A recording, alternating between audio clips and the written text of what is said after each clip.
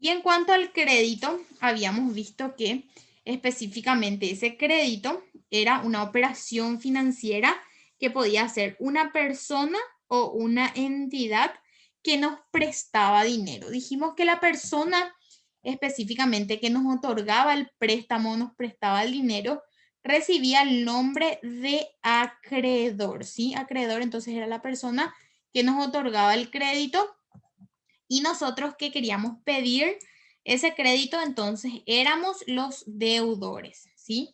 Sería la persona que toma o adquiere ese crédito, ¿sí? También debíamos determinar algo súper importante que era el plazo, ¿sí? Que sería el tiempo que la persona tiene para poder devolver esa plata al acreedor, ¿sí? Y la tasa de interés era justamente algo que teníamos que notar. Recuerdan que hablábamos de eso, que debíamos de tener muy en cuenta la tasa de interés porque sería el porcentaje que a mí me van a cobrar por ese crédito, ¿sí? Entonces yo tenía que determinar cuánto voy a pagar de interés, ¿sí? Y siempre eso depende de la capacidad de pago que yo tengo. Por eso justamente íbamos a analizar, o de hecho ya analizamos la capacidad de pago, ¿sí?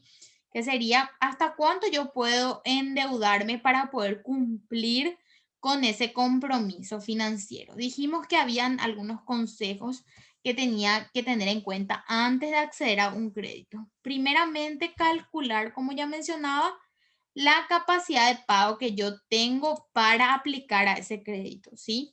Ser consciente también de que esa deuda vamos a tomar y debemos ser responsables en cuanto al pago de la misma, es decir, no retrasarnos, no pagar mora y tampoco tener un mal historial si es que nos retrasamos justamente en el pago.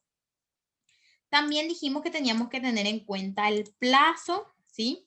La tasa de interés y todo lo referente a las penalidades en caso de incumplimiento, ¿sí? Será importante también siempre tener ya un destino para ese crédito. Dijimos que no era bueno endeudarnos para pagar otro crédito, ¿sí? Teníamos que endeudarnos quizás ya para invertir en un negocio o en algo en concreto, ¿sí? Y ahí justamente habíamos hecho el análisis de la capacidad de pago, que eran los ingresos menos los gastos, y obteníamos nuestro saldo que ya habíamos calculado en el ejercicio anterior. Entonces, en este caso seguimos igual, dijimos que el ingreso era 2,5 y el egreso era 2.250.000. Entonces, nuestro saldo era 250.000 y dijimos que para que un endeudamiento sea responsable, debía alcanzar el 50% de mi saldo. Entonces serían 125.000, ¿sí? Será importante también para considerar nuestra capacidad de pago. Y este era el ejercicio que teníamos que plantear, que también en la mayoría de los casos estuvo correcto, ¿sí? Y al hablar específicamente del sistema financiero, que fue lo último que habíamos tocado dentro de esta unidad, decíamos que ese mercado financiero era donde se relacionaban los individuos con las unidades económicas o con las entidades e instituciones financieras, mejor dicho. Y que allí se podrían intercambiar productos, instrumentos y servicios, ¿sí? Dijimos entonces que dentro de esos sistemas financieros permitían justamente que el dinero se movilice en una economía. Habíamos visto específicamente 4 productos o servicios financieros que eran el ahorro, que dijimos que podía ser a la vista, a plazo fijo, o el certificado de depósito de ahorro. En cuanto al crédito, habíamos visto específicamente que podía ser para consumo, para vivienda o el microcrédito que podía ser tanto productivo como de negocios, ¿sí?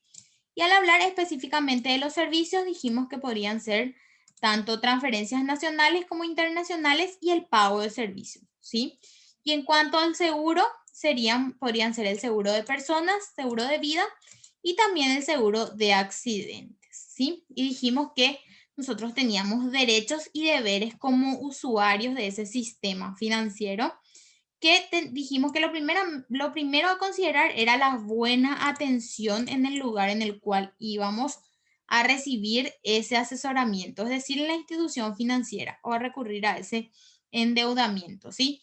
También recibir la información y la aclaración de todas las dudas que yo pueda llegar a tener sobre los productos o servicios Así también recibir la capacitación para poder utilizar correctamente esos productos y servicios que nos ofrecen las entidades financieras y reconocer cuáles serían los costos del producto o servicio. Aquí entran, por ejemplo, lo referente a la tasa de interés, porque ellos me digan correctamente cuál es el porcentaje que me van a cobrar para que yo pueda también saber, ¿sí? Si estoy de acuerdo o no con eso. Y también habíamos dicho que podíamos hacer quejas y reclamos y que estas quejas y reclamos siempre debían ser bien atendidos, ¿sí? Dijimos que en caso de que no se dé eso, entonces lo que nosotros debemos hacer es buscar otros canales de quejas y reclamos. Dijimos que cuando se produce un problema, ¿sí? O se produce una queja o un reclamo de mi parte, lo que primero debo hacer es acercarme hasta la entidad financiera que justamente en este caso sería la, la entidad o la empresa, podríamos decir, con la que yo tengo el problema, ¿sí? Y posteriormente, si ya no hay posibilidad de poder arreglar o que me respondan correctamente la queja o el reclamo que yo tenga, ahí recién yo puedo recurrir o al Banco Central del Paraguay o al Instituto Nacional de Cooperativismo que dijimos que eran dependiendo de si era una entidad financiera o era una cooperativa, ¿sí? Y si es que en caso ya no se logra, eh, podríamos decir, solucionar esa queja o reclamo, ya ir directamente a la SEDECO, ¿sí? Entonces, ¿qué sería justamente la Secretaría de Defensa del Consumidor y del Usuario? Y aquí teníamos los datos de cada una de esas entidades, que era muy importante que nosotros sepamos justamente cuáles son las entidades y cómo recurrir en caso de que a mí me llegue a pasar algo, ¿sí? Algo de eso con alguna entidad financiera.